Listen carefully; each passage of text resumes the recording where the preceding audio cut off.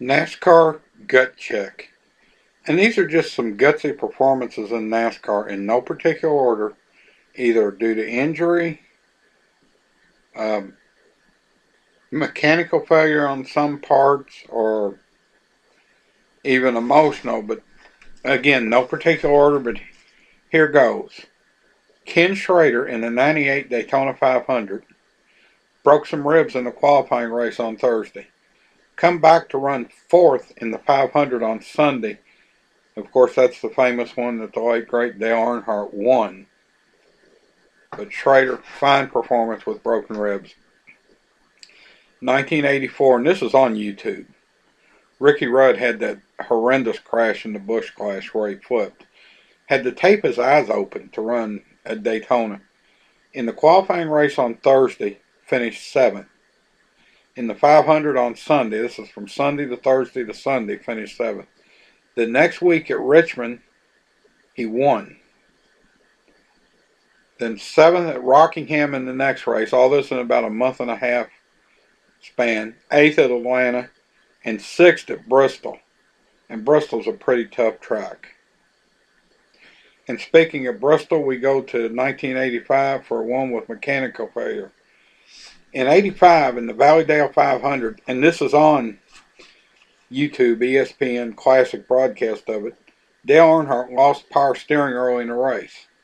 He drove the car, great battle with Ricky Rudd. Let me go back to Rudd's 84. They branded Dale Earnhardt one tough customer with Wrangler. In 84, both Rudd and Earnhardt had the Wrangler sponsorship. Well, Rudd was a pretty tough customer them few weeks. But getting back to 85 Bristol, Dale Earnhardt lost the power steering early. I remember Benny Parsons saying on the broadcast, "I don't envy that boy." Parsons still an active driver, and this is not like driving a car with no power steering. This is like driving a car with power steering out. If your car ever quits on the road and you try to guide it off the road, you know what I'm talking about, and at Bristol of all places. Kevin Harvick, 2001 Atlanta Spring Race. Stirring battle with Jeff Gordon, just his third Cup start, just 3 weeks after the death of Dale Earnhardt, literally driving the same car Earnhardt had won the race in the year before, beating Jeff Gordon to the line. And sticking with that theme, Dale Earnhardt Jr., 2001 in Daytona in the July race, commonly referred to as the Firecracker 400, going back to Daytona, first race after the death of his father, and winning the race. 1996, sticking with Earnhardt. Dale Earnhardt broke his collarbone at Watkins Glen. Had to get out of the car very early the next week at the Brickyard where he was the defending champion. The next week was Watkins Glen. Put the car on the pole. We had a relief driver standing by, but run the whole race. Finished, I want to say 6th. Probably hurt the performance a little of the car, but if they got in the back with a driver change under caution, who knows what would have happened. So, going back to Richmond for the next one, Richard Petty, the week after that flip. And again, this is when, let me say this, on Rudd and Richard Petty, this was when Richmond was a flat half mile, not what it is today. Come back with a fine top 5 finish the next week after the late great Chris Economaki retired him while he was on the track.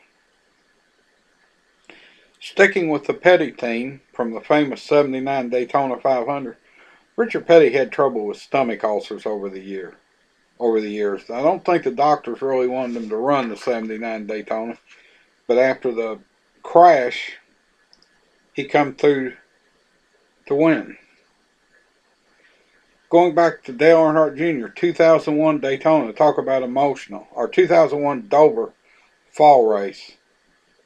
Talk about emotional. This was the first race after the 9/11 attacks. The whole country was in an emotional uproar. Went out, won the race, did what I consider one of the 2 greatest victory laps ever. First time I know of anybody ever carried the American flag on the Polish victory lap, as dubbed by Alan Kulwicki. Let's go back a few years for the next one. Cale Yarborough, 1970. In the last race of the 69 season, Cale Yarborough suffered some injuries. Was supposed to be out. Did skip Riverside, which was the first race back in the day. He did not run a full schedule then for the Wood brothers. But they said he would be out several races into the season. Come Daytona, who's in the car and on the pole? Cale Yarborough. He didn't last long in the race, but he was back. Tough as nails. Sticking with Cale Yarborough and Donnie Allison, again the infamous '79 Daytona 500, um, they suffered a crash along with Donnie's brother Bobby early on in the race, and all lost laps. Donnie Allison and Cale Yarborough made their laps up to be involved in that fight for the win, where they crashed and wound up at the bottom of turn 3 with Petty, Darrell Waltrip, and AJ Foyt sweeping by. And I'm going to add one. I think there's going to be 13, but Steve Park, the week after Dale Earnhardt's death, driving for DEI, driving that car to victory at Rockingham. That's emotional. That has to be.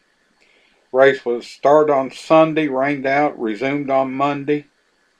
Steve Park, I remember listening to it on the radio at work. Steve Park drove that car to the win.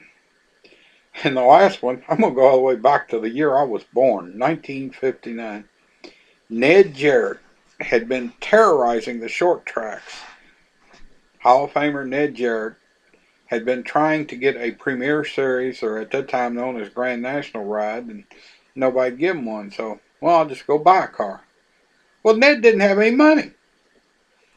He literally, and that's back when they could run 2 races in 2 days, went to a guy named Paul Spalding there in Hickory, where Ned lived, on a Saturday, and negotiated. Now, as I understand this, the catch was Ned had to keep negotiating until afternoon, because they all used the same bank, and if he tried to buy it before noon, they'd call the bank and the check was no good. Ned Jarrett's plan was to go out and win 2 races and pay for the car that weekend, and he did.